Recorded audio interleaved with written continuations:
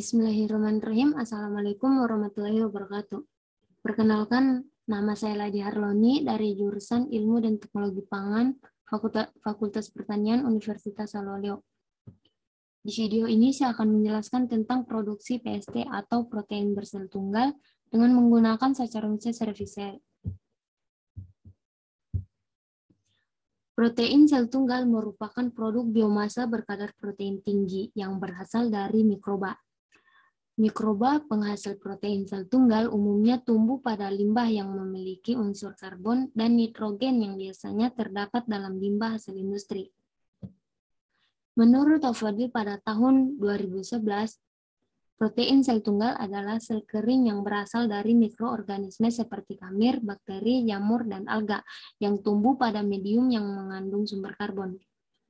Nah, penggunaan mikroorganisme ini dalam produksi protein bersel tunggal memberikan banyak keuntungan meskipun hanya menggunakan metode konvensional saja.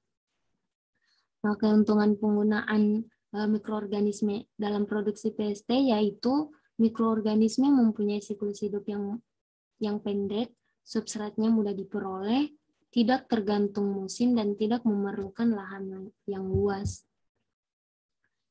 Saccharomyces cerevisiae merupakan salah satu jenis kamir yang paling banyak digunakan dalam industri makanan.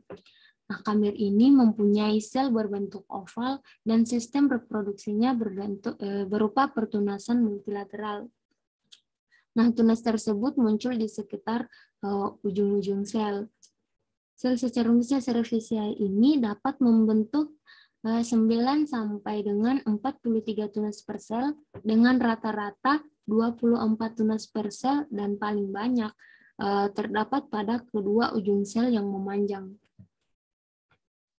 Nah, Saccharomyces cerevisiae mempunyai dinding sel yang tersusun atas glucan, manan, protein, kitin, dan lipid. Saccharomyces cerevisiae ini memiliki membran sel yang terdiri dari lipoprotein dan enzim-enzim yang diperlukan untuk sintesis sebagian komponen dinding sel. Yang berikut adalah pertumbuhan Saccharomyces cerevisiae.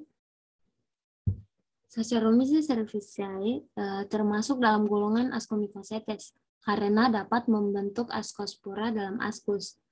Nah, spesies ini dapat berproduksi secara seksual dengan membentuk spora seksual berupa konidium atau juga dapat berproduksi secara aseksual dengan membentuk spora aseksual berupa askospora sebanyak 4-8 buah dalam askus serta melakukan pertunasan.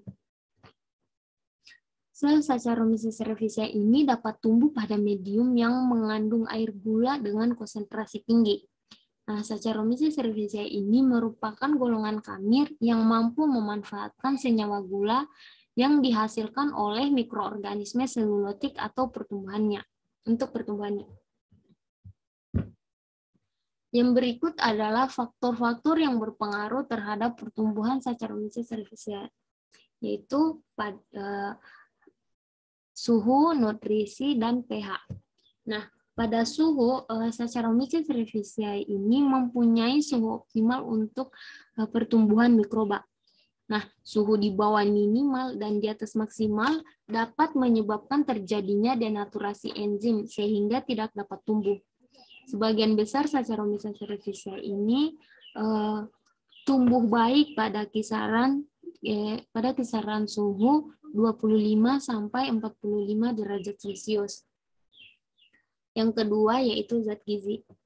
Nah, di dalam kegiatannya, kamir memerlukan pertumbuhan nutrisi untuk pertumbuhan dan perkembangbiakan, yaitu unsur C, ada faktor karbohidrat unsur N, dengan penambahan pupuk yang mengandung nitrogen, misalnya amonia, mineral, dan vitamin-vitamin.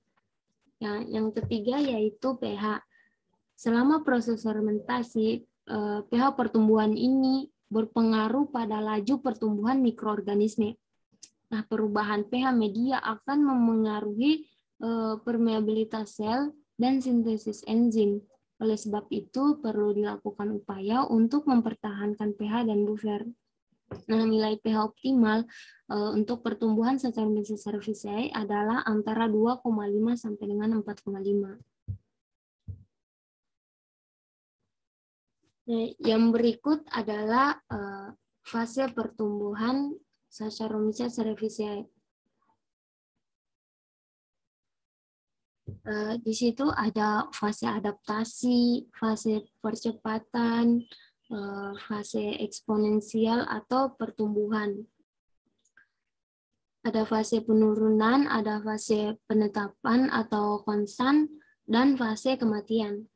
Nah, pada fase adaptasi, pada fase ini sebagian besar Saccharomyces cerevisiae terlebih dahulu menyesuaikan diri atau beradaptasi dengan lingkungan barunya dan belum mengadakan perbanyakan sel. Nah, pada fase ini mikroba merombak substrat menjadi nutrisi untuk pertumbuhannya. Jika ditemukan senyawa kompleks yang tidak dikenalinya, mikroba akan memproduksi enzim untuk merombak senyawa tersebut. Nah, Saccharomyces cerevisiae ini termasuk ragi yang mudah beradaptasi, ditunjukkan dengan singkatnya waktu yang dibutuhkan untuk beradaptasi, yaitu selama 1 jam 40 menit. Yang kedua adalah fase percepatan, di mana pada fase ini mulai terjadi peningkatan jumlah sel dalam waktu singkat.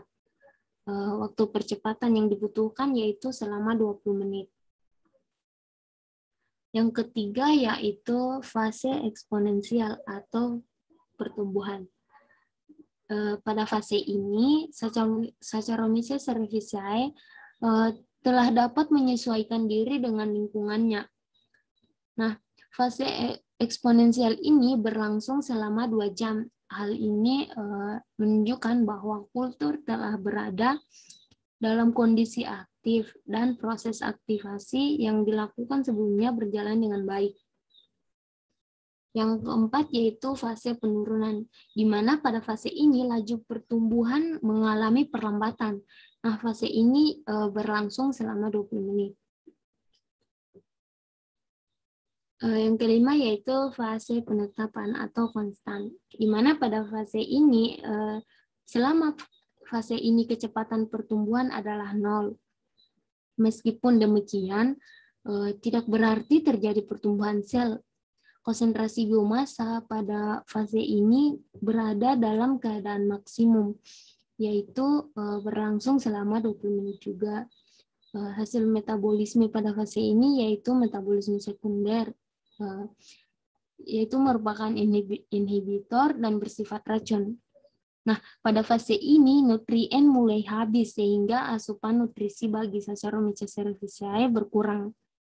Berkurangnya nutrien ini dapat menyebabkan adanya persaingan antara mikroba yang mengakibatkan semakin cepatnya kematian. Yang terakhir yaitu fase kematian, di mana pada fase ini semua aktivitas kehidupan Saccharomyces cerevisiae terhenti karena sudah tidak ada lagi energi untuk melakukan metabolisme. Nah, yang berikut adalah kelebihan Saccharomyces cerevisiae. Yang pertama yaitu mikroorganisme ini cepat berkembang biak. Kedua, tahan terhadap kadar alkohol yang tinggi. Yang ketiga, tahan terhadap suhu yang tinggi. Dan yang keempat, mempunyai sifat stabil dan cepat mengadakan adaptasi. Berikut adalah produksi protein sel tunggal dari Saccharomyces cerevisiae, di mana di situ dimulai dari mempersiapkan alat dan bahan, kemudian pembuatan medium YPD sampai dengan pembuatan serbuk sel-sel Saccharomyces cerevisiae. Nah, yang pertama adalah mempersiapkan alat dan bahan, yaitu biakan murni Saccharomyces cerevisiae, limbah cair non-dairy primer, ekstrak kamir, pepton, dextrosa, aquades, natrium hidroksida 0,5, air di situ, natrium karbonat, dan lain-lain. Yang kedua adalah pembuatan medium YPD. Nah, di mana medium YPD ini dibuat dari campuran ekstrakamir, pepton, dextrosa, dan aquades.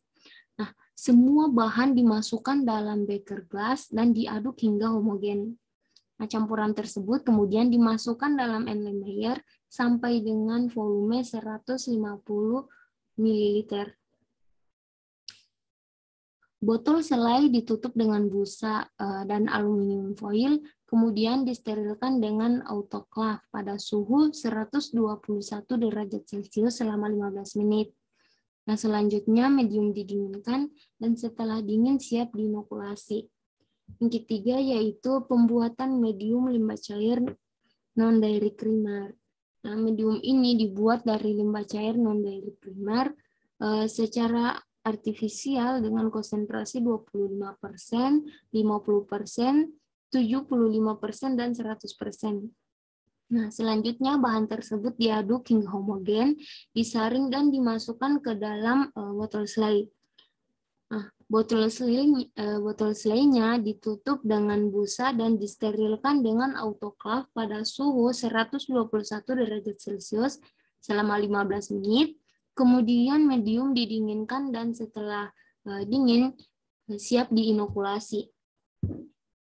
Yang berikut yaitu pengukuran pH. Pengukuran pH medium YPD dan limbah cair non-dairy primer dilakukan pada jam ke-24, 48, 72, dan 96 jam dengan menggunakan pH meter. Nah, berikut penghitung jumlah sel Saccharomyces cerevisiae. Penghitung jumlah sel dilakukan setiap 24 jam dengan alat hemositometer pada mikroskop cahaya atau melalui analisa kerapatan optik atau optical density menggunakan fotometer pada panjang gelombang 550 nanometer. Yang berikut pembuatan serbuk sel-sel Saccharomyces cerevisiae. Nah, pembuatan sel-sel Saccharomyces cerevisiae ini berdasarkan metode dari Amaria. Nah, sel-sel Saccharomyces cerevisiae dipanen saat pertumbuhan optimal dengan melakukan sentrifugasi 3000 rpm sebanyak 2 kali masing-masing selama 10 menit. Nah, endapan dicuci dengan cara diberi aquades dan disaring dengan kertas saringan Wetman nomor 40. Selanjutnya, sel dikeringkan pada suhu 50-60 derajat Celcius selama 2 hari. Setelah kering, dilakukan penggerusan sel. Kemudian, serbuk yang dihasilkan ditimbang berat kering selnya dan dianalisis kandungan proteinnya dengan metode microcell.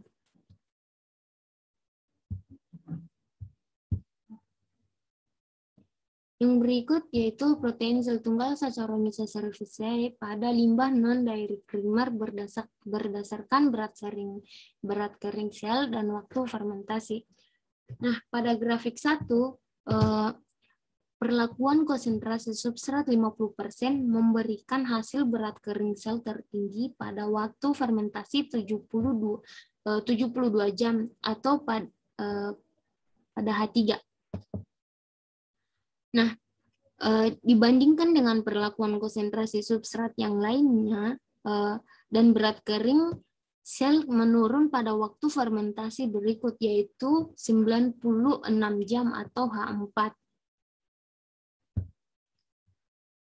Konsentrasi limbah cair non-dairy primer belum berpengaruh terhadap jumlah sel dan protein produk Saccharomyces cerevisiae, namun memiliki potensi untuk dapat digunakan sebagai media pertumbuhan dengan rekomendasi penambahan nutrisi pada media sehingga akan diperoleh hasil yang lebih optimal. Nah, mungkin itu saja penjelasan tentang protein sel tunggal. Terima kasih. Wassalamualaikum warahmatullahi wabarakatuh.